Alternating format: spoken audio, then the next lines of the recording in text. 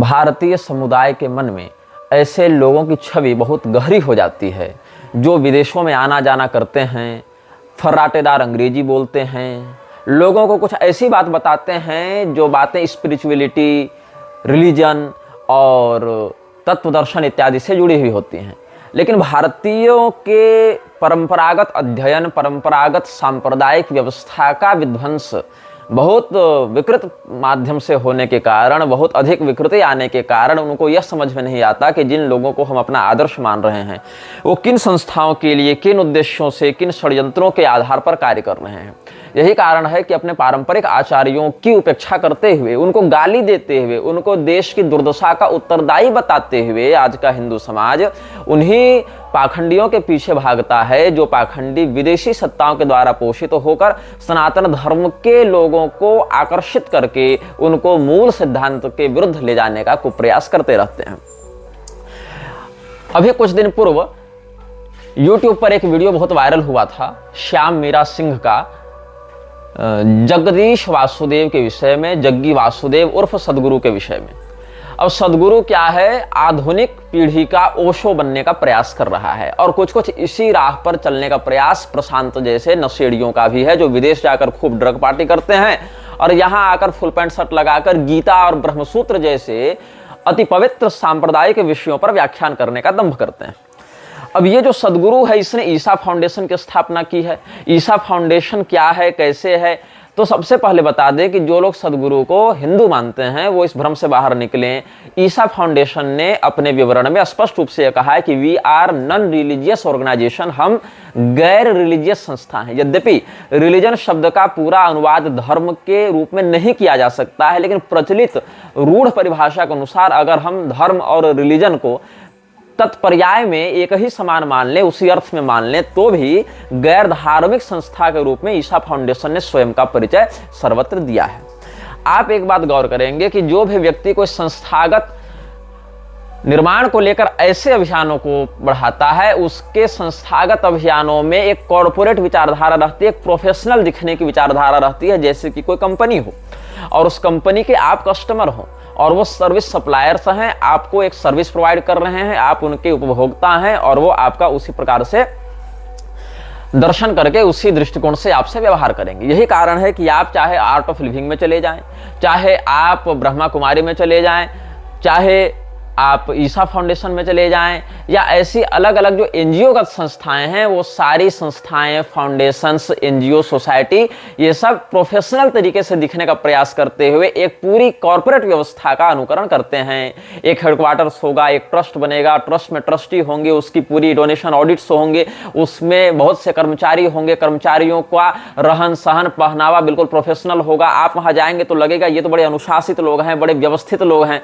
ताकि आपको ऐसा माहौल दिया जा सके जिससे आपके मन में उनके प्रति विश्वास और समर्पण बढ़े और आप अधिक से अधिक दान देने के लिए, अपने सर्वस्व निछावर करने के लिए उत्प्रेरित हों। लेकिन इसी में से जो काले धंधे हैं वो कई बार बाहर आ जाते हैं, लोगों की भावनाएं आहत होने लगती हैं और तब क्या होता है, तब लोग ये नहीं कहते कि ये सब जो संस्थाएं, एनजीओ चल रहे हैं ये गलत हैं। वो क्या कहते हैं, ये तो धार्मिक बाबाओं का आडंबर है, ये तो धर्म का पाखंड है, ये तो अंधविश्वास फैलाने के लिए बाबा सब लग गए हैं। तो ये सारा पाखंड कर कौन रहे हैं, जो धार्मिक नहीं है, जो धर्म विरुद्ध पाखंडी एनजीओ बनाकर चल रहे हैं, वो सारा प्रपंच कर रहे हैं। लेकिन बदनामी किसकी हो रही है, उन मूर्खों के द्वारा बदनामी की जा रही है पूरे सनातन धर्म की। यही कारण है कि जब राम रहीम जेल गया या रामपाल के पाखंडों के विरुद्ध कार्रवाई होने लगी और राम रहीम के विरुद्ध जब सरकार ने भी एक्शन लिया था बीच में अलग अलग बातों के सामने आने पर, क्योंकि कई बार ये सब सत्ताएं टकराने भी लगती हैं आपस में कलह कराने के लिए, तो उस स्थिति में लोग हिंदू धर्म को गाली देने लगे। लोग ये नहीं कहे कि हम मूर्ख हैं जो ऐसे पाखंडियों को धर्मगुरु मानकर उनके पीछे गए थे, लोग ये नहीं कहेंगे। लोग ये नहीं कहेंगे कि साकार नारायण वाले कथित सम्मेलन में हाथरस में जाने की मूर्खता करने वाले हिंदू हैं, वो नहीं कहेंगे। लोग क्या कहने लगते हैं, अरे हिंदू धर्म में अखंडी भरे हुए हैं, बाबा लोग का यही धंधा हो गया है। इसके कारण संप्रदायविद आचार्यों की भी अवमानना होने लगती है। बताओ, कोई आर्य समाजी कहीं कमेंट में लिख रहा था कि निग्रहाचार्य के ऊपर तो रेप केस चल रहा है। मुझे ही नहीं पता कि मेरे ऊपर किस मूर्ख ने कहां किस थाने में फायर करवाई किस रेप केस के ऊपर, जबकि ऐसे झूठे आरोप हम पर लगाए गए थे जिसके विषय में आरोप लगाने वालों ने पहले क्षमा प्रार्थना भी की है और उन लोगों का सारा बायोडाटा साइबर सेल को हमने सौंप भी दिया था उसी समय के। देखो ऐसी ऐसी बातें चल रही हैं, अप्रामाणिक बात है, इसको अपने डाटाबेस में तुम एंट्री कर लेना कि ऐसी बातें चल रही हैं। तो जो आरोप प्रत्यारोप है वो एक भिन्न विषय है, लेकिन जो सिद्ध बातें हैं उनमें भिन्न विषय होता है। बदनामी फिर भी सनातन धर्म से जुड़े लोगों की होती है। राम रहीम जब जेल गया था उस समय मैं कामाख्या से यात्रा कर रहा था रांची की, और बीच में सिलीगुड़ी जलपाईगुड़ी में मुझे गाड़ी बदलनी थी, वहां मैं रुका था। तो कई लोग मेरा उपहास कर रहे थे ये कहकर कि देखो देखो ये सब बाबा लोग तो पाखंडी ढोंगी बलात्कारी होते हैं, जबकि मेरा वैसा न आचरण है न धर्म का वैसा अनुशासन है। ये तो पाखंडियों ने भ्रम किया है, पाखंडियों ने मूर्खता फैलाई है, और शास्त्रीय परंपरा से अनभिज्ञ लोग उन्हीं के पीछे पीछे जाकर दौड़कर उनको अपना गुरु मानकर उनको डोनेशन दे रहे हैं। ऐसी स्थिति में जब उनके काले कारनामे सामने आते हैं तो ये सारे लोग बिलबिला उठते हैं, भड़क जाते हैं और धर्म को ही गाली देने लगते हैं, अंधविश्वासी हमें कहने लगते हैं, अंधविश्वास का प्रोत्साहक कहने लगते हैं। अस्तु, श्याम मीरा सिंह हो या कामदेव जैसे पत्रकार हो, हम इन लोगों से व्यक्तिगत रूप से संबंधित नहीं है, न हम इनको जानते हैं, न इनके किसी उद्देश्य से हम संज्ञान रखते हैं, उद्देश्य का संज्ञान रखते हैं। लेकिन जो बातें ये कह रहे हैं वो बातें बहुत हद तक तथ्यात्मक भी हैं और ऐसी संस्थाओं में ये सब गतिविधियां होती भी हैं। हाँ, कोई बात आज सामने आती है, कोई 10 साल बाद सामने आती है, अलग विषय है। लेकिन कहीं न कहीं जो सनातन धर्म की मूल परंपरा का बहिष्कार करके एक नई लीक खड़ी करने में जो निकल जाता है कोई व्यक्ति, उस व्यक्ति को समय ही परास्त करता है, यह भी एक सत्य है। आसाराम बापू ने ईसाई मिशनरियों के विरुद्ध अच्छा काम किया। ईसाई मिशनरियों के विरुद्ध काम करने से सरकार की नजर में आ गए। हालांकि उन्होंने जो किया वो पूर्णतः धर्मसम्मत है ऐसा भी नहीं है, क्योंकि ब्राह्मणेतर होकर ब्राह्मणेतरों को प्रणव दीक्षा देना, ओंकार की दीक्षा देना, ये भी विशुद्ध अधर्म है। साथ ही अपने नाम की आशा रामायण निकलवाकर स्वयं को ही भगवान के जैसा पूजवाने लग गए, घर घर में उनके फोटो लगाकर लोग धूप दीप दिखाने लगे। तो ये सब जो प्रपंच है, ये सब वर्णाश्रमातिक्रमण करने के कारण हमारा उनसे विरोध है। लेकिन जिस विषय में वो जेल में है वो विषय में निर्दोष है, ऐसा हमारा पक्ष है। उस केस को जहां तक हमने पढ़ा जाना समझा, उस आधार पर जिस मुकदमे के कारण इतना वो व्यक्ति जेल में रहा या रह रहा है, वो व्यक्ति इस मामले में दोषी नहीं है, जैसा हमारा चिंतन है। लेकिन ऐसा भी नहीं है कि इसका अर्थ हम सनातन धर्म के अनुसार उनको मान लें, क्योंकि प्रणव दीक्षा अनधिकृतों को देना, अनधिकृत होकर देना, साथ ही अपने नाम के रामायण छाप देना, अपने नाम की चालीसाएं निकालना, अपने व्यक्ति पूजा के बात को शिष्यों में प्रसारित करने लगना, बड़े बड़े जुलूस में होली खेलना, और ये सब जो बहुत से स्टेज पर हुआ करते थे ना काम वहां पर, तो इन सब बातों से हमारा विरोध है। ये सब सांप्रदायिक दृष्टि से सनातन धर्म की मूल परंपरा में नहीं आते हैं, बल्कि उसकी परंपरा के विरुद्ध ही जाते हैं। तो सदगुरु या जग्गी वासुदेव जो इसका नाम प्रचलित है, उसका विरोध आज के वामपंथी बहुत करते हैं, आज के लिबरल्स बहुत करते हैं। लेकिन ये लिबरल और वामपंथी ये नहीं जान पाते कि दरअसल ये तो उन्हीं के पार्टी का व्यक्ति है। ये इनको लगता है ये हिंदू धर्म का प्रचार कर रहा है, जबकि ऐसा नहीं है। देखो, रावण का महिमा मंडन करना हो या आर्य बाहर से आक्रमण करते हुए आए, ये सब बातें कहनी हो, मतलब जो आर्यन माइग्रेशन थ्योरी जो ईसाइयों ने भारत में लागू करने का कुप्रयास किया था, उसका विषय हो, चाहे शिवरात्रि के नाम पर आयोजन करके अली मौला पर नाचना हो, चाहे योग का हिंदू धर्म से संबंध नहीं ऐसा मूर्खतापूर्ण वक्तव्य देना हो, ये सब सनातन धर्म को विकृत करने वाले ही कार्य हैं। तो क्या हुआ था, मिलक्षराज की संस्था फ्रीमेसन्स का ये बड़ा चहेता पालतू है। कौन? जग्गी वासुदेव। और जग्गी वासुदेव ने चेन्नई में अधिवेशन जो फ्रीमेसन्स का हुआ था उसमें भाषण भी दिया था 1 घंटे तक। तो आप ईसा फाउंडेशन की ही वेबसाइट्स पर ये सब देख सकते हैं, जहां पर ये कह रहे हैं कि सदगुरु was in Chennai on November 22, 2012 to give the keynote speech at the 12th conference of Masonic Grand Lodges। Masonic Grand Lodges का जो 12वां कॉन्फ्रेंस हुआ था, उस अधिवेशन में 22 नवंबर 2012 ईस्वी को जग्गी वासुदेव ने चेन्नई में भाषण दिया था और इनॉग्रेट भी किया गया था जो मैसोनिक ग्रैंड लॉजेज का जो 12th कॉन्फ्रेंस हुआ था चेन्नई में, उसके लिए, जिसमें 200 फ्रीमेसन्स के उच्चाधिकारी वहां पर आए हुए थे 50 देशों से। तो क्या कहता है ये कि फ्रीमेसन्स का वैश्विक शांति निर्माण में क्या योगदान है, इस विषय पर हम चर्चा करेंगे। जबकि विश्व की शांति को भंग करने के लिए ही मिलक्षराज कार्य कर रहा है, क्योंकि शांति रहेगी तो कलह नहीं होगा, कलह नहीं होगा तो कलिपुरुष दुर्बल होगा। इसीलिए कलिपुरुष को उन्नत बनाने के लिए कलह की आवश्यकता है, कलह के लिए फ्रीमेसन्स, इल्यूमिनाती इत्यादि की आवश्यकता है। तो क्या कहते हैं ये लोग, over 200 highly placed members of the Freemason society from over 50 countries participated in the conference which sought to explore the role of Freemasonry in universal peacekeeping, one world religion, new world order इत्यादि अवधारणाओं को खुलेआम support करने वाला यह जो जग्गी वासुदेव है, ये फ्रीमेसनरी की इसी विचारधारा को, न्यू वर्ल्ड ऑर्डर को, एजेंडा को विकसित करने में, सफल बनाने में लगा हुआ है। और जैसे अमेरिका हो या अलग अलग इस प्रकार के मिशनरी पोषित देश हों, उनके लिए कार्य करने वाली संस्थाएं हों, वो जिस प्रकार का कार्य अपने क्षेत्र में कर रहे हैं, भारत में भी ये व्यक्ति कॉन मैन, जिसको हम कहना चाहेंगे, जो कि एक छद्म रूप अलग बनाता है, कार्य कुछ और करता है और यहाँ पर वही करने में लगा हुआ है।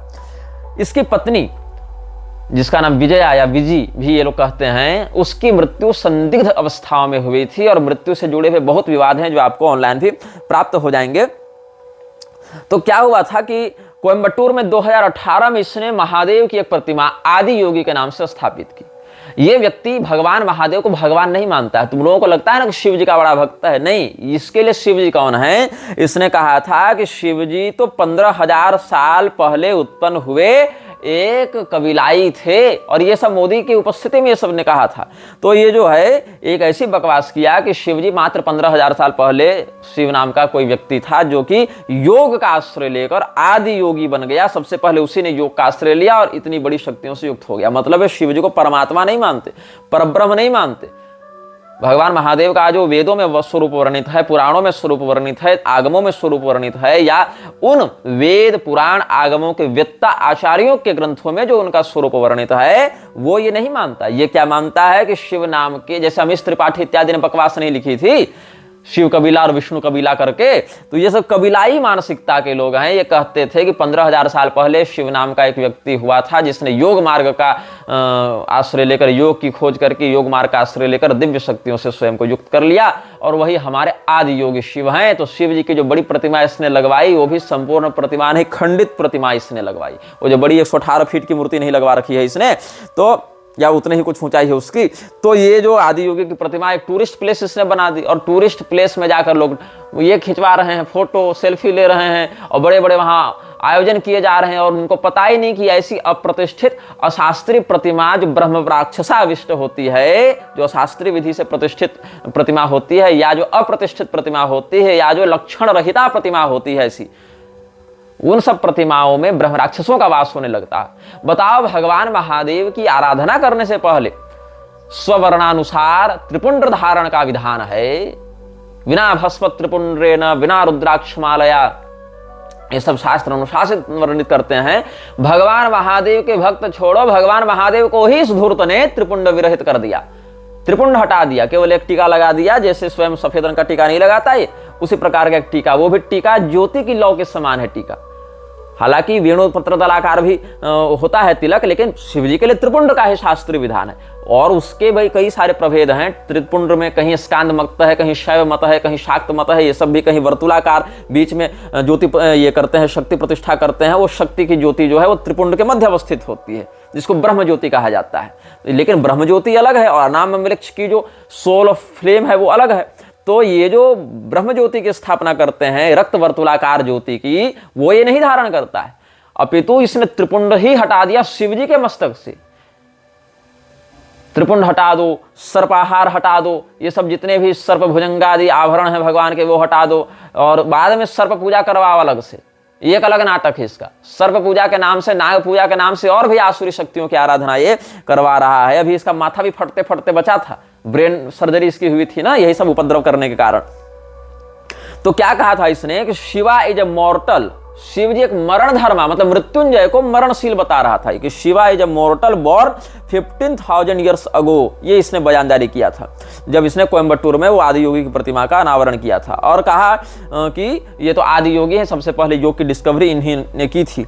तो क्या हुआ, इसको पद्म विभूषण दिया गया है। ये सब जितने वीपी नायडू और मोदी, अमित शाह और रामनाथ कोविंद, ये सब जितने लोग हैं सब इसी के आगे पीछे डोलते रहते हैं, वोट बैंक के चक्कर में, कॉर्पोरेट्स के चक्कर में, पैसा के चक्कर में, फंडिंग के चक्कर में, इंटरनेशनल रिलेशंस के चक्कर में। ये सब क्या होते हैं? रविशंकर है, जग्गी वासुदेव है, इससे पहले चंद्रा स्वामी था। ये सब पावर ब्रोकर्स होते हैं। ये सब साधु संत नहीं है, धर्मात्मा नहीं है, ये सब पावर ब्रोकर्स हैं। अलग अलग देशों में अपने अनुयायी बनाकर, कॉर्पोरेट्स में, सॉफ्टवेयर्स में, एनजीओ में, बड़े बड़े संस्थानों में अपने लोगों को घुसाकर ये लोग सत्ता को परोक्षतः नियंत्रित करते हैं। और जब दो देशों में कोई डील होनी होती है, जब दो व्यापारियों में कोई डील होनी होती है, तब क्या होता है? ये पावर ब्रोकर्स का काम करते हैं वहां पर। ये इनका वास्तविक स्वरूप है। तो क्या हुआ? सरकार ने इसको पद्म विभूषण दे रखा है ताकि लोगों के मन में इसकी प्रतिष्ठा बढ़े। सरकार का क्या है? कांग्रेस की सरकार आई तो हिंदू देवी देवताओं के नंगी तस्वीर बनाने वाले एमएफ हुसैन को पद्म विभूषण दे दिया। मोदी सरकार आई, भाजपा की सरकार आई तो हिंदुओं के ऊपर गोली चलवाने वाले मुलायम सिंह को पद्म विभूषण दे दिया। लेकिन वही मुलायम सिंह को वोट देने वाले हिंदुओं को गाली दी जाती है, लेकिन मुलायम सिंह को पद्म विभूषण देने वाले मोदी को हिंदू हृदय सम्राट दिखाया जाता है। तो ये दोगलई है ना, ये नेताओं की दोगलई है, ये जनता की दोगलई है, ये मूर्खों की दोगलई है, ये सब बातें होती हैं। तो 9 अक्टूबर 2022 को नाग प्रतिष्ठा का इसने नाटक किया था। नाग प्रतिष्ठा में भी जो नाग का जो चित्र है, नाग का जो विग्रह है, प्रतिमा है, वो भी आधी अधूरी है। आधी इधर दिखेगी, फिर पीछे धंसी है, फिर आगे दिखेगी, ताकि एक एस्थेटिक दिखाया जा सके माहौल की कोई दिव्य है, एंटिक है, प्राचीन है, कोई रहस्यमय विद्या ये बता रहा है। ये क्या कहता है कि हम चामुंडी हिल गए थे, जो मैसूर में चामुंडी पहाड़ी है, वहां पर गए थे और वहां पर एक विशेष पत्थर पर बैठकर अपनी साधना तपस्या करते थे, तो उसी स्थान पर हमको सिद्धि प्राप्त हुई थी। जैसे मूसा के जीवन में नहीं बताया जाता कि भेड़ बकरी चराते हुए पहाड़ पर गया, वहीं पर इसको यहोवा का साक्षात्कार हुआ और यहोवा ने उसी पहाड़ पर इसको ज्ञान दिया। बस इसी प्रकार से चामुंडी हिल वाला भी एक बना के रखा हुआ है और वैसे ही गडेरियापना दिखाता है। तो 23 सितंबर 1982 को हमको इनलाइटेंड किया गया था चामुंडी हिल पर, ऐसा ही व्यक्ति दावा करता है। इंडियन एक्सप्रेस का समाचार 10 अक्टूबर का छपा था कोयम्बटूर से ही, जब इसकी पत्नी की मृत्यु हुई थी। तो क्या लिखता है Indian Express? After a surfeit of scandals relating to fake governments, yet another ashram from Coimbatore is in the limelight with Jaggi Vasudev alias Jagdish of Isha Yoga ashram at Poondi near here being charged with the murder of his wife Viji alias Vijay Kumari. According to the police, T.S. Gangana of Bangalore, Vijay's father, has complained to the Bangalore City Police suspecting foul play in the death of his daughter Vijay, who was married to Jaggi. The complainant said that his daughter had left him last on June 15, 96, and that he had received a message on January 23, 97 from Jaggi saying that Vijay was no more. Gangana had also reportedly said that despite requests, Jaggi has hurriedly cremated the body on January 24, even before he could rush from Bangalore. He has also said that burning the body was not the custom in their community. Jaggi had seemingly chosen this method for disposing the mortal remains of Vijay. Gangana suspects Jaggi of having done Vijay to death. Gangana suspects Jaggi of having done Vijay to death to facilitate his illicit relationship with an other inmate of the ashram. ये लगभग हम समझते हैं कि 30 साल पुरानी, 28 साल पुरानी प्रति है, 29 साल पुरानी लगभग है ये पेपर कटिंग, इससे थोड़ी धुंधली लग रही है।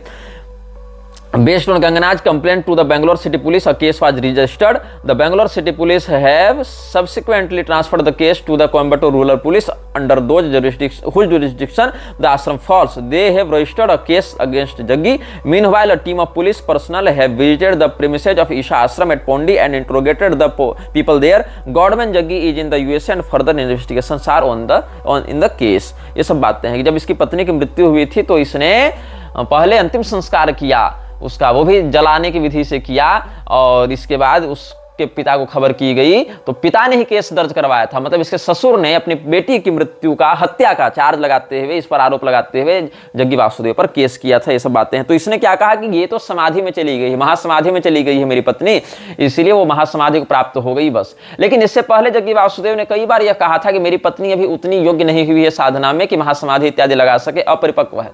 बताओ, जिसका 6-7 साल का छोटा सा बच्चा हो वो स्त्री महासमाधि लगा ले रही है, जग्गी वासुदेव के ही कहे अनुसार कि वो महासमाधि लगाने में समर्थ नहीं है, तो इसने कहा कि वो महासमाधि लगाकर निकल गई है, हमसे एकाकार हो गई है, इसीलिए उसकी शरीर की आवश्यकता नहीं, उसको हमने जला दिया। और लोगों ने मान लिया। मतलब तुम एक एनजीओ रजिस्टर करा लो और तुम उसमें एक मर्डर कर लो और उसके बाद कह दो कि ये तो हमारा महासमाधि वाला विषय हो गया, और फिर लोग तुमको छोड़ दें। अब यही इस देश में चल रहा है और लोग कह रहे हैं हाँ गुरुजी ठीक है, आप कह रहे हैं तो सही होगा।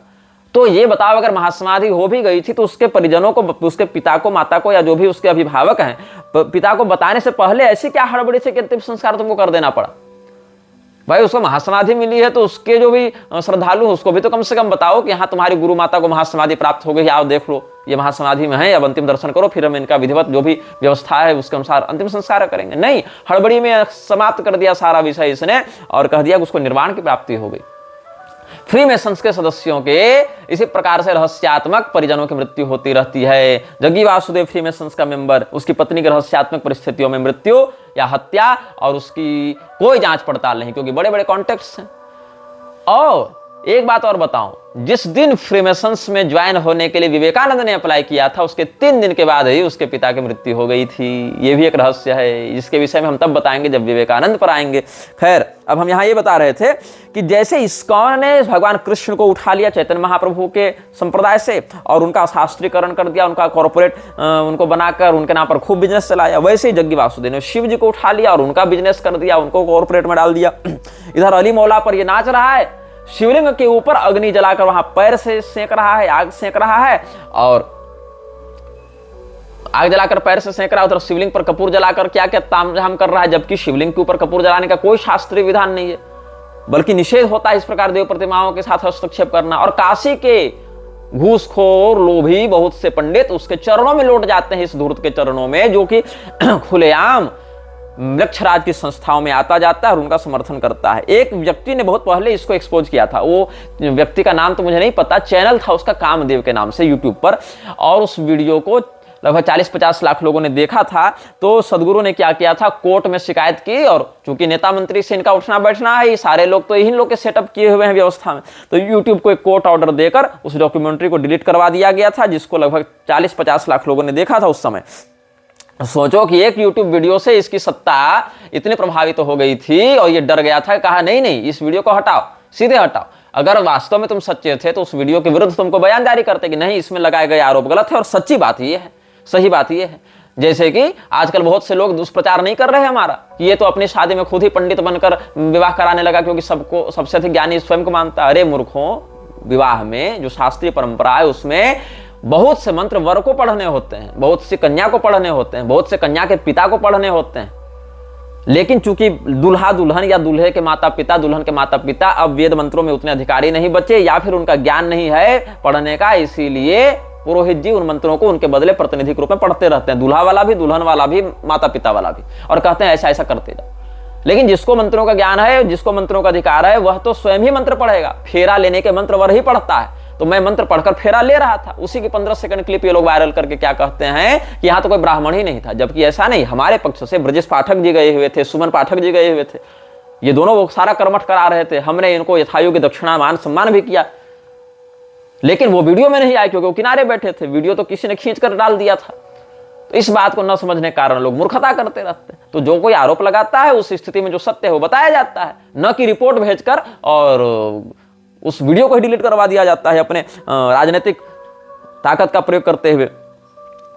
तो क्या हुआ कि जो उसकी वाइफ थी विजया कुमारी, जिसको विजी कहा जाता है, वाइफ के व्यक्तिगत जीवन पर तो हम ज्यादा कुछ नहीं कहेंगे, लेकिन ये कहा जाएगा कि जो पब्लिक में उसने अपनी वाइफ की मृत्यु की बात कही, उसने कहा महासमाधि।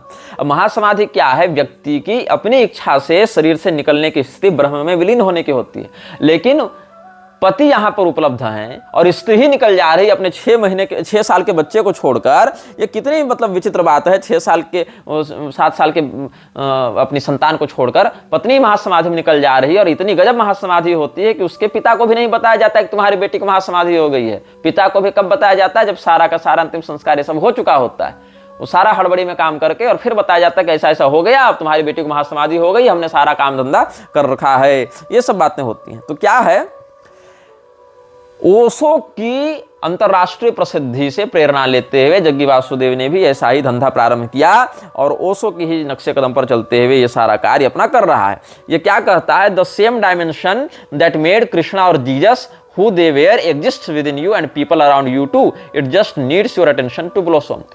ये भगवान कृष्ण को भी भगवान नहीं मानता, ये भगवान कृष्ण को जीसस के तुल्य मानता है। ये देखो जितने भी ये सब फ्रीमेसन्स के पैसे से पल रहे हैं ना, सारे लोग जीसस और कृष्ण को एक जैसा दिखाने का प्रयास करते हैं। चाहे फ्रीमेसन्स के फोर्ड के पैसे से पलने वाला प्रभुपाद हो, चाहे फ्रीमेसन्स के पैसे से पलने वाला जग्गी वासुदेव हो, चाहे फ्रीमेसन्स के द्वारा बोस्टन में फंडिंग प्राप्त किया हुआ योगानंद हो, ये सारे लोग जो जीसस और कृष्ण को एक बताते फिरते हैं ना, ये सारे लोग एक ही संस्था से पैसा पा रहे हैं, एक ही संस्था से फंडिंग पा रहे हैं, और वो संस्था फ्रीमेसन्स है जो मृक्षराज की संस्था है। Christ is a possibility in every human being. It needs to be raised. That is not religion, but the spiritual process.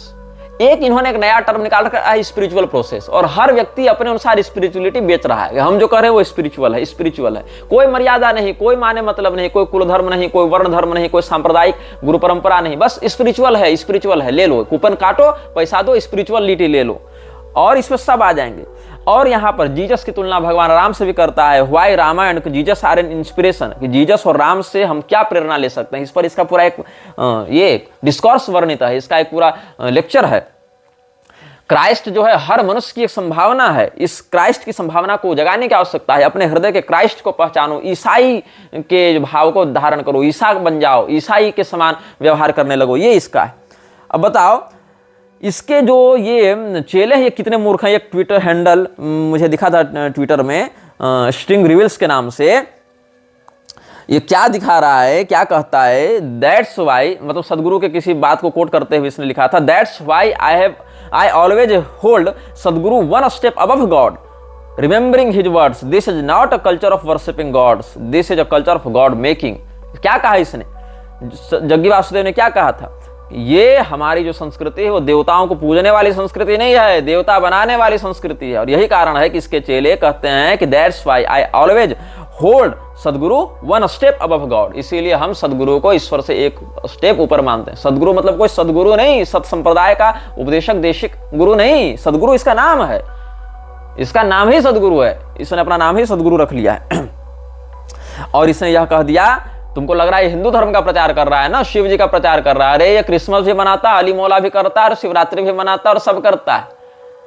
क्यों? इसको सबसे पैसा चाहिए। ऐसे लोग जो एक फाउंडेशन चलाते हैं वो केवल पैसा कमाने के लिए चलाते हैं कि हमको सबसे चाहिए, और बेचते क्या, स्पिरिचुअलिटी, मेडिटेशन, ये करो। मेडिटेशन के नाम पर क्या क्या चल रहा है, क्या क्या ईमेल लीक हो रहे हैं, ये सब तो सब सार्वजनिक विषय है कि किस लड़की के साथ कहाँ क्या बलात्कार हो रहा है, कहाँ पर यौन शोषण हो रहा है, कहाँ पर क्या नंगई मचा रहे हैं ये लोग। तो ये क्या कहता है, I refuse to recognise people as Muslims, Christians और हिंदूज, ऐसे human beings as human beings. कितनी सेक्युलर बात है, human beings as human beings. तो ये सारे लोग जो सेक्युलरता के मारे हुए हैं ना, ये कहीं नहीं सीधे मृक्षत्व की ओर ले जाने वाले लोग हैं। इसीलिए इसने क्या कहा, आमीन और ओम तो एक ही है। इसके लिए आमीन और ओम पर्याय हो गए, जीसस और कृष्ण पर्याय हो गए। सारी खिचड़ी ये नाला और अमृत को मिलाने में लगा हुआ है कि Om, amen, amen, one and the same. Sadhguru explains how Om is the universal sound and is not religious in nature, मतलब ओम जो है उसको भी धार्मिक नहीं मानता है।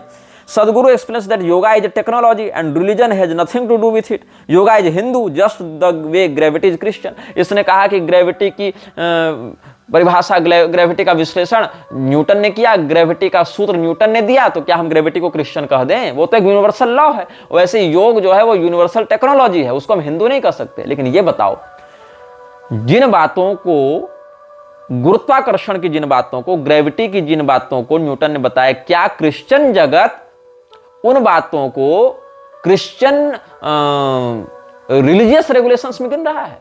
मतलब न्यूटन चलो क्रिश्चियन था, तो न्यूटन ने ग्रेविटी के विषय में जो सिद्धांत दिया वो सिद्धांत क्रिश्चियन सिद्धांत नहीं कहला जा सकता है, भले न्यूटन खुद क्रिश्चियन था। इस बात को तुम कहकर यह सिद्ध करना चाहते हो कि इसी प्रकार योगा भी हिंदू नहीं है।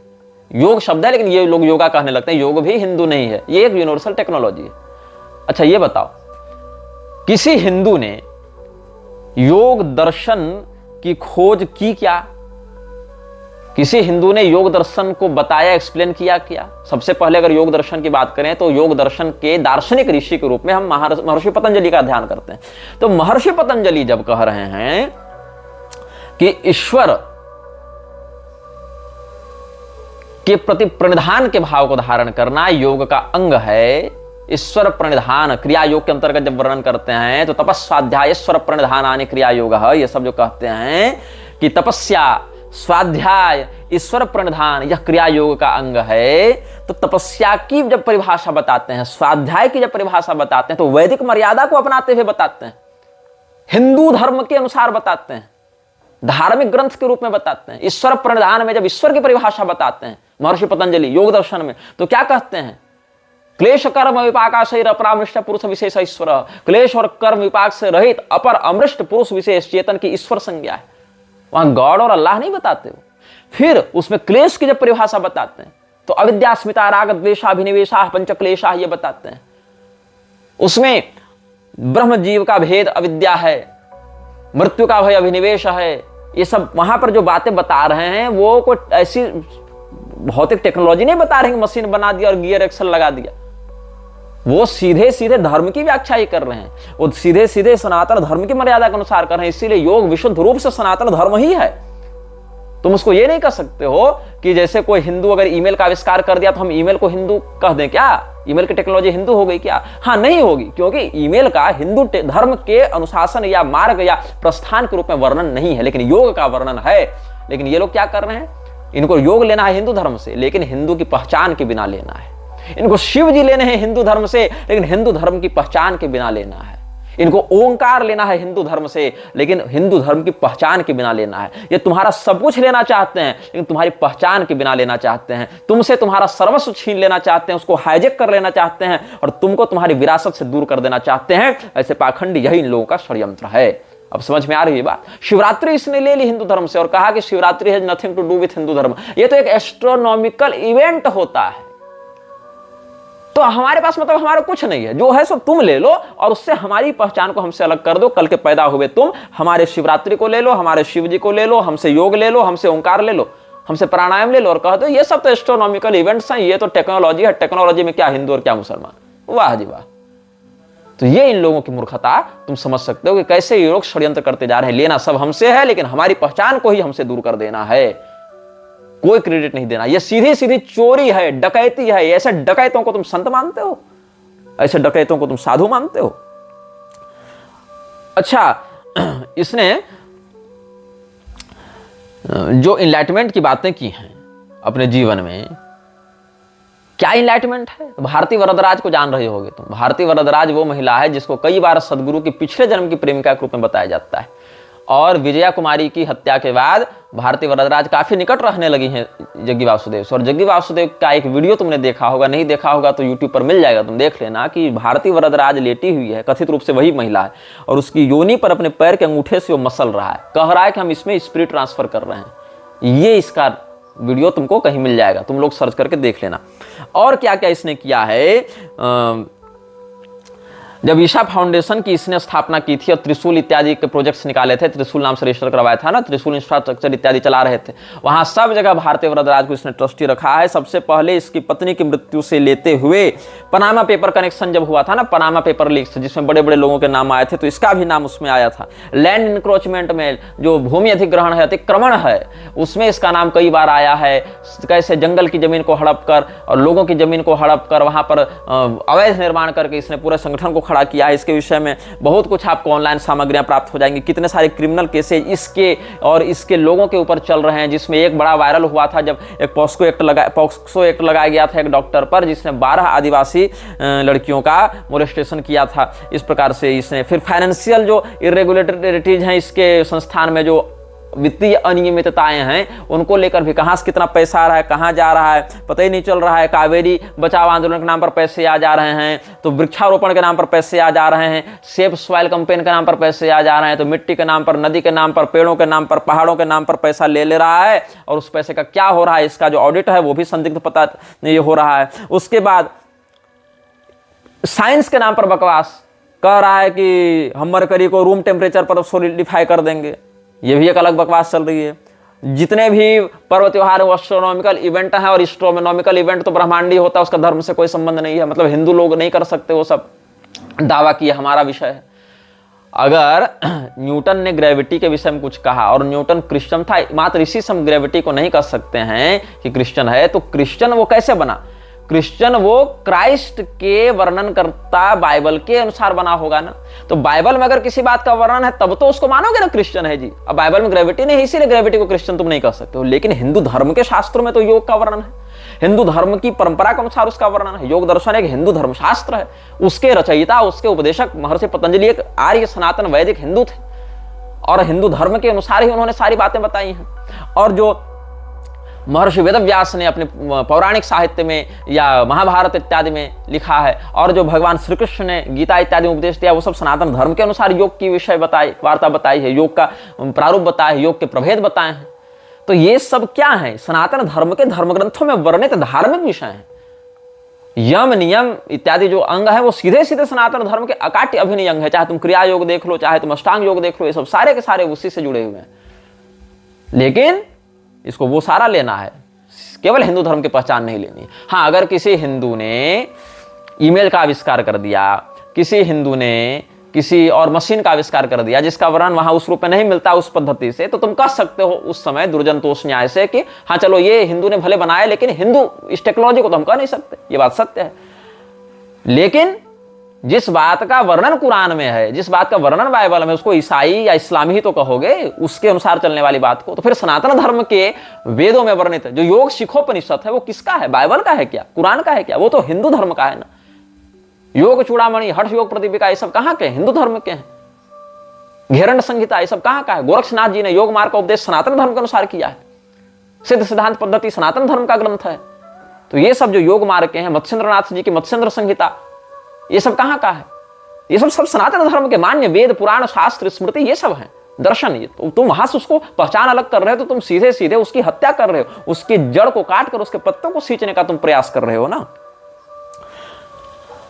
अब जितने भी ये सब बातें कहता है सदगुरु, उसमें केवल फराटेदार अंग्रेजी, घूमे फिराई बातें और पैसा लाओ पैसा लाओ पैसा लाओ, ये सब करते हुए कई सारी संस्थाएं इसने बना रखी हैं अपने फंडिंग को डाइवर्ट करने के लिए, अलग अलग संस्थाओं में फंडिंग डालने के लिए। जिसमें क्या क्या है? एक है त्रिशूल शेल्टर्स प्राइवेट लिमिटेड, जिसमें मौमिता सेन शर्मा, पुनीत नंदा, स्वामीनाथन वेलिंगिरी, भारती वरदराज, राधे जग्गी, रुक्मिणी कार्तिकेयन, ये सब ट्रस्टी हैं। फिर ईशा बिजनेस प्राइवेट लिमिटेड है, जिसमें विनोद हरि और भोजराजन राजेश, चंदर, अरुल ज्योति, ये सब नाम है। रुक्मिणी कार्तिकेयन, पलानी नाथन, रविचंद्रन, कौगलूर, इलया कुमार, अरुणगिरी, भारती वरदराज, ये सब है। भारती वरदराज लगभग सब में है। ईशा कैपिटल प्राइवेट लिमिटेड में भी वेंकट रस राधा कृष्णन है, कुगलूर इलया कुमार है, ये सब अरुणगिरी, लक्ष्मी नारायण पुरम, कृष्णन नारायण, पालनीनाथन, रविचंद्रन, भारती वरदराज, इसमें भी है। त्रिशूल फाउंडेशन प्राइवेट लिमिटेड, इसमें भी भारती वरदराज है। ईशा क्राफ्ट्स प्राइवेट लिमिटेड, इसमें भी भारती वरदराज है। Isha institute of inner sciences, इसमें भी भारती वरदराज है। ईशा लाइफ रिसर्च फाउंडेशन, इसमें भारती वरदराज का सीधे नाम तो नहीं मिल रहा है मुझे, लेकिन राधे जग्गी इत्यादि का नाम है। Isha natural beauty products wellness private limited, ये सब में भी Krishi land farm developers, Isha naturo organic solutions, Isha Arogya private limited, Isha life fitness system private limited, Uzhavan agro solution private limited. ये सब मतलब अलग अलग तरह के जितने भी ये सब एनजीओ के स्पिन ऑफ्स बना रखे हैं ताकि अपने फंड को, पैसे को डाइवर्ट किया जा सके। पुनीत नंदा कौन है? ये वॉलंटियर था ईशा फाउंडेशन का, जो जग्गी वासुदेव और भारती वरदराज का काफी निकटवर्ती रहा है, और ये सत्या पाउल का शिष्य है, क्षमा करें, सत्या पाउल का पुत्र है। और इसने यह दावा किया था कि हम तो समस्त मोह माया से परे हो चुके हैं और हम तो सन्यासी हो गए हैं, लेकिन सन्यास लेने के बाद ही अलग अलग ट्रस्ट में ये ट्रस्टी बनकर घूम रहा है। तो ये जितने भी लोग ये सब सन्यासी का वेश धारण करके बने हुए हैं, ये सब जितने भी लोग अपने आप को इनलाइटेंड बताते हैं, वो सारे इनलाइटेंड कहाँ पर घुसे हुए हैं? सारे मनी मेकिंग प्रोसेस में घुसे हुए हैं। राधे जग्गी, जो जग्गी वासुदेव की बेटी है, मौमिता सेन शर्मा, ये सब भी इसमें, स्वामीनाथन वेलनगिरी, ये सब जितने भी लोग हैं सब धीरे धीरे करके केवल पैसा बनाने के लिए लगे हुए हैं। केवल इसमें ईसा फाउंडेशन के नाम पर डोनेशन लेकर अलग अलग तरह से डाइवर्ट कर रहे हैं मनी को, लॉन्ड्रिंग कर रहे हैं मनी की, और लोगों को हिंदू धर्म के ही मूल पहचान के विरुद्ध ले जाकर ये सब अपना अपना कार्य कर रहे हैं। अब एक विषय बहुत महत्वपूर्ण है इसमें, ऋषि प्रभाकर नाम का एक व्यक्ति आता है जो महर्षि महेश योगी का चेला था। महर्षि का चेला तो ऋषि कम से कम होगा ही, तो गुरु महर्षि था इसका, जो उड़ना सिखाता नहीं था, जिसके विषय में CIA वाला लेटर जो हमने सार्वजनिक किया था कि जो ये लोग वर्ल्ड पीस ऑर्गेनाइजेशन के आधार पर काम करना चाह रहे थे कि हम लोग पूरे विश्व में शांति फैलाएंगे और लोगों को उड़ना सिखाएंगे और अपनी ध्यान शक्ति से अपराध को कम कर देंगे। तो वही महर्षि महेश योगी का जो चेला था ऋषि प्रभाकर, उसके विचारों को चुराकर व्यक्त करने का आरोप लगता है जग्गी वासुदेव पर। और ऋषि प्रभाकर भी ये सब बहुत सी संस्थाएं चलाता रहा है और ये भी एक प्रकार का सस्ता ओशो ही था अपने समय का। तो ये सारे लोग कभी न कभी एक दूसरे से कनेक्टेड रहे हैं, डायरेक्टली या इनडायरेक्टली, लेकिन बहुत ज्यादा इन्फ्लुएंस्ड था सदगुरु ओशो से और साथ साथ ऋषि प्रभाकर जैसे लोगों से। अब इसमें जो न्यूज लॉन्ड्री करके एक वेबसाइट है, न्यूज लॉन्ड्री में बहुत कुछ आपको प्रमाण के साथ बातें मिल जाएंगी, जिसमें तमिलनाडु की गवर्नमेंट के द्वारा जो HSCA है ना, हिल एरिया कंजर्वेशन अथॉरिटी, जो पहाड़ी क्षेत्रों की संरक्षण वृत्ति को धारण करने वाली संस्था है, तो वहाँ पर HSCA के बिना अनुमति के कैसे ईशा फाउंडेशन की इसने नींव डाली थी जंगली क्षेत्रों में लोगों को ये दिखाने के लिए हम तो वनवासी हैं, तपस्वी हैं और बड़े बड़े कॉर्पोरेट्स खड़े किए हैं। इसके विषय में बहुत से यहाँ पर डॉक्यूमेंट्स उपलब्ध हैं। तो ये सारे डॉक्यूमेंट्स भी हम धीरे धीरे करके अपने वीडियो में अटैच करने का प्रयास करेंगे कि कैसे कैसे कब कब कौन कौन तारीख को HSCA का नोटिस ये सब भेजा गया है, कि कैसे जंगल की कितनी जमीनों को इसने हड़पा है, जमीन के जो इनक्रोचमेंट के जो नोटिसेज हैं वो सब इसको कैसे भेजे गए हैं, ये सारी बातें यहाँ पर हम आपको सप्रमाण एक एक नोटिस का वर्णन करेंगे और सारे कुछ हम अपने वीडियो में ही अटैच करेंगे। कैसे अपने कॉर्पोरेट को बढ़ाने के लिए इसने सारे नियम कानूनों को ताक में रखा। अगर तुम सरकार की बात भी मानते हो, अगर तुम कानून को भी मानते हो, अगर तुम लोकतंत्र के भी निष्ठावान अनुयायी हो, तो भी कैसे लोगों ने कितनी बार अपील की है इसके विरुद्ध, लेकिन कोई सुनवाई नहीं हुई। अच्छा ये बताओ, कितनी लड़कियां घरों से भागकर ईशा फाउंडेशन चल जाती हैं, रहती हैं वहां पर, उनके माता पिता को पता नहीं होता। इसके विषय में बहुत से परिजनों ने शिकायत दर्ज कराई है पुलिस में कि वहां पर ऐसा हो गया वैसा हो गया, हमारे बाल बच्चों को वहां पर ब्रेन वॉश करके रखा जाता है।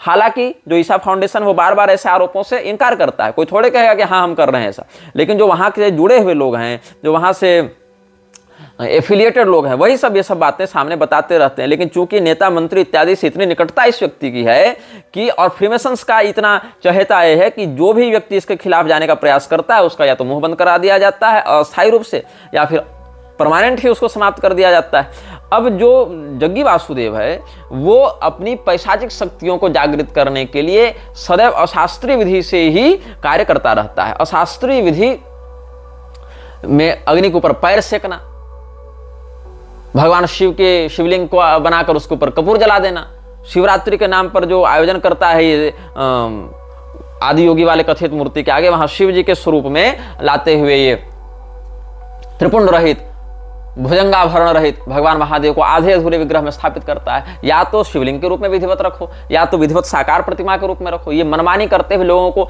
शिव जी के फैशन में लाने के लिए, ट्रेंडिंग में लाने के लिए ये नाटक करता रहता है कौन? जग्गी वासुदेव। तो इसके विषय में अभी यूट्यूब पर भी बहुत कुछ प्राप्त हो रहा है और बहुत कुछ वेबसाइट्स भी हैं। न्यूज लॉन्ड्री इत्यादि वेबसाइट ने हाउ सदगुरु बिल्ट हिज ईसा एम्पायर इलीगली, इसमें 150 एकड़ का जो कैंपस है कोयम्बटूर में, उसका कैसे निर्माण अवैध तरीके से किया गया है। पुलिस सरकार से कितनी बार अपील की है, लोगों ने, सरकार ध्यान नहीं देती, कई बार नोटिस भेजती है, तो ये सीनियर ऑफिशियल्स की इन्फ्लुएंस से उन सब बातों को, मामलों को दबा देता है। ये सारी जो कार्टेल चला रहे हैं ये लोग, ये सारा कार्टेल जो ईशा फाउंडेशन का है उसके विषय में बहुत कुछ प्रमाणिक बातें आपको प्राप्त हो जाएंगी इंटरनेट पर भी। ये कोई बहुत ज्यादा रहस्यमय विषय नहीं है, इसीलिए हम बहुत खुलकर बात नहीं करेंगे, क्योंकि जिन विषयों को लोग पहले से बोलते आ रहे हैं, जिन विषयों के विषय में सारे प्रमाण पहले से उपलब्ध होते रहे हैं, जो चर्चा का विषय पहले से रहा है, उस विषय पर हम कम बोलते हैं, क्योंकि लोगों के पास अन्य स्रोतों से भी प्रमाणित जानकारी प्राप्त होती रहती है। हम उन विषयों पर अधिक बोलने पर ध्यान देते हैं जो विषय सामने उतनी प्रगल्भता से, उतने मेन स्ट्रीम में नहीं आ पाए हैं। अगले अनुभाग से हम बात करेंगे विवेकानंद के विषय में विस्तार से, क्योंकि विवेकानंद जैसे विषयों पर लोग बोलने से बचते हैं, और विवेकानंद को इतना अधिक ग्लोरीफाई कर दिया गया है, लोगों के ऊपर इतना थोप दिया गया है कि उससे अधिक बुद्धिमान, विद्वान, दूरदर्शी, क्रांतिकारी, युवा आदर्श तो कोई था ही नहीं। ऐसा उसको ग्लोरीफाई कर दिया गया है। लेकिन हम बात करेंगे विवेकानंद के काले पहलुओं पर, कि कैसे उस व्यक्ति ने अपनी अदूरदर्शिता और शास्त्रानभिज्ञता के कारण सनातन धर्म को क्षति पहुंचाई है। यह वीडियो जल्द ही हटा दिया जा सकता है। कृपया थर्ड पार्टी ऐप्स का उपयोग करके डाउनलोड करें। आप इस वीडियो को अपने चैनल पर फिर से अपलोड भी कर सकते हैं।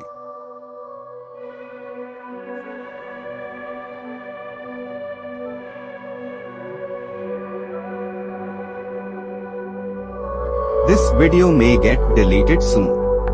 Please download using third-party apps. You may also re-upload this video on your channels. Thank you.